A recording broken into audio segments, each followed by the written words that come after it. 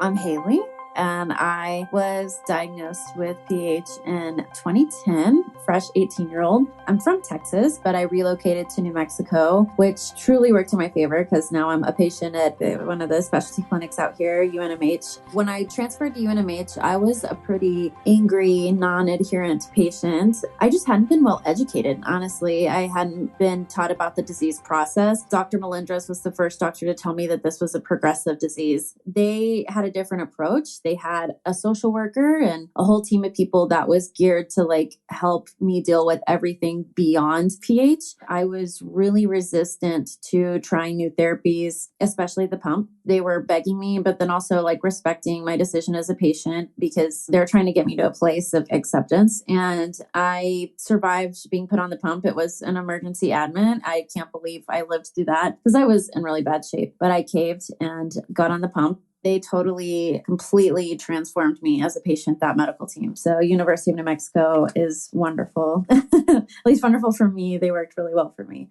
I was put on the pump 7 years ago, but I've been off 2 years. So I was on the pump for a little over 5 years. And honestly, I was totally prepared to be on it for the rest of my life because that's, what we knew at the time. One day I went in for an appointment and they said, hey, we have a new therapy we think you should try because line infection risks and whatnot. And my numbers had come down. I was doing really, really good, very consistent with my therapies and whatnot. And it looked like my body was responding well enough to take the risk of moving on to an oral therapy because it's a calculated risk. Everything's a hypothesis and they don't want to risk something if your body doesn't look like it's ready to do that. And mine was. And we transferred to an oral therapy. It was an ICU stay. So I've been on that. Did my body absolutely love it? No. The pump's super strong. Now we've been adjusting therapies around that and participating in clinical trials. And I'm still doing well. I'm still stable. So I hope we can keep going down that route. But I know if things progress or whatever, I'm totally willing to go back to the pump. So I'm familiar with it and it is what it is.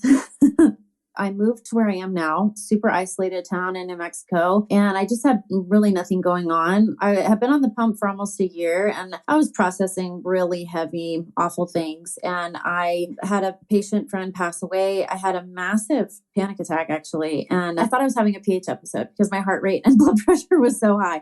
And it was a panic attack. And I started going to therapy. I would come home and I was doodling, I was drawing different things, different ideas I had. I always enjoyed art, but I never knew much about it beyond that, never educated in it. And I started doodling and I found a watercolor palette in my house that was really old and awful. And I started having fun with that and getting into watercolor. And the first one I ever did, I had a couple doodles, but the first one that really launched everything I did sitting in the chair with the pump. And then I had a sign behind it that said, there is no normal. And then I would start heavy phrases that I couldn't get out of my mind.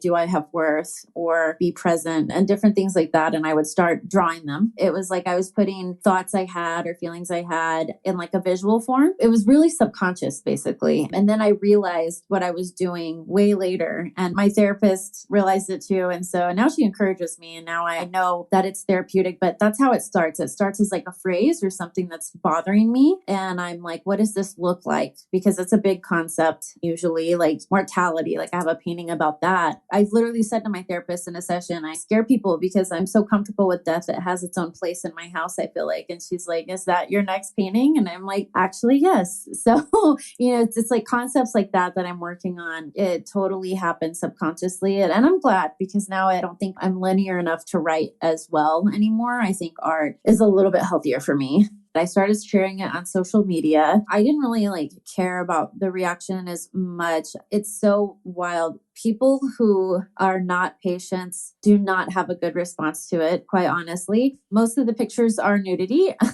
which I know is a lot for people, but I never knew why I was doing that. And then I had a friend go, I think you're just showing the vulnerability. It's just the ultimate vulnerability of who you are as a person and how you are in these medical settings. We have a cloth draped over us and that's about it, our hospital gowns. But people who are not PH patients, 9 out of 10, or unfortunately who are just like healthy beings, do not have a good response to it. They don't understand it.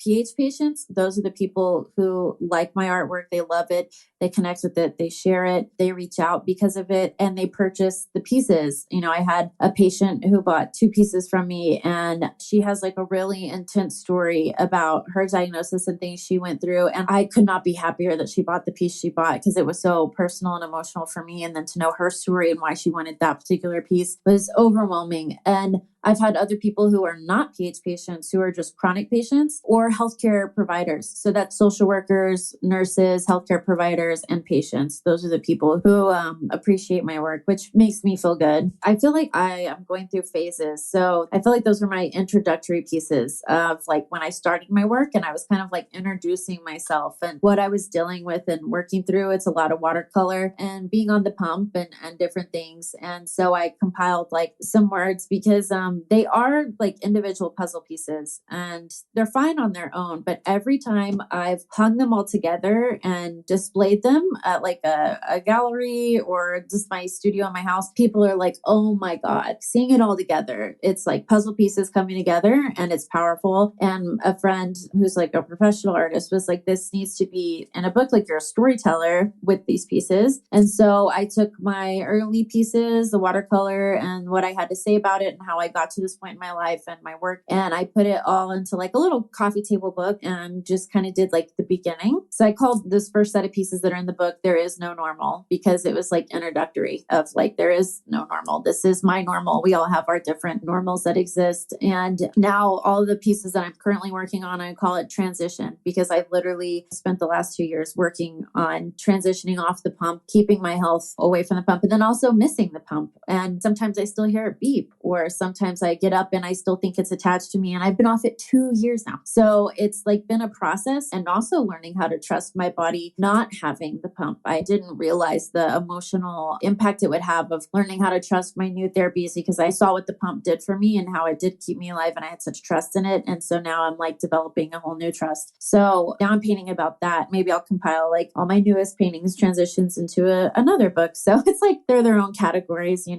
or series. I've always been an advocate. I saw that this nonprofit was hiring, and I applied. And as we all know, being on SSDI, I have like strict income limitations. And they were like, oh my God, that's incredibly low. Like, it's very hard to find a job on SSDI. And so they literally created a job for me managing their TikTok, because I do TikTok on my own. And they were like, hey, you should do TikTok for us, and we can match your income limitations. It's great. I literally just got involved because I needed a job, and this felt like a good fit. And I just tried my best, and they actually hired me. And I've learned how to argue professionally because you're at the Capitol, and during legislative session, which is 2 months long in New Mexico, you're at the Capitol and listening to people argue these bills, and you're learning different talking points. You're learning how to go about things. So it's been really educational in that way. I'm learning about different bills. Like last year, the Safe Staffing Act for nurses in New Mexico, it died, unfortunately. So that's a bill I plan to get behind next legislative session. It's totally branched off into other things, and I've been able to argue for abortion bills, which I know it sounds super inflammatory, but that goes hand in hand with women's healthcare and PAH. And so arguing for that statewide and keeping that here in New Mexico is like really important to me. And I've been able to tell my story to our audiences legislatively. So yeah, it's been really cool. I've learned a lot. Just seeing how all of it works. It's very overwhelming, but in like a positive way. It keeps me fired up and channels my anger into something productive, I think. We didn't politicize our healthcare, unfortunately. That's just what we're living in. And whether we realize it or not, the decisions they're making do impact us. They trickle down. And whether that's abortion or prescription medications and all the healthcare bills that affect our providers, the Safe Staffing Act for nurses, there's all kinds of stuff. And that impacts you as a patient, and especially a specialty patient. So anything that you can do, know your legislative season in your state. When does legislative session begin? When does it end? Is it year round? Because some states are year round. Who are your representatives? Who can you introduce yourself to? The Capitol is your building. That's the people's house. You are allowed to show up. Know the schedule. They usually have days where they're focused on one topic.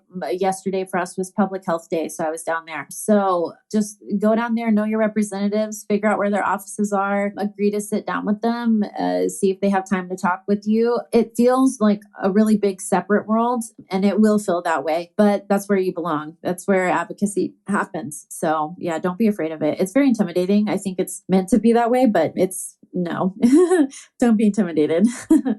I say go in there and blow the doors off the hinges professionally and not literally. One other important avenue that I took as far as advocacy was writing for the Pulmonary Medical Journal about my experience being like a non-adherent, angry, non-compliant patient, and just telling the truth about that and the process of that and how accepting my illness and working with my medical team, becoming an active participant in my healthcare saved my life. I literally wrote it when I wrote my first draft in ICU, being transitioned off the pump. I took my keyboard and just stayed busy and got it done. And it was so wild having medical writers because I write from an emotional, obviously I'm an emotional being, and writing from that stance and then having them go in and then like fix everything to medical and show me how to do that. That was truly wild. And then going through the whole process, editing process for the medical journal, having it like peer reviewed. I was in the hospital in July and then it was published and actually accepted in January. So it was a process, but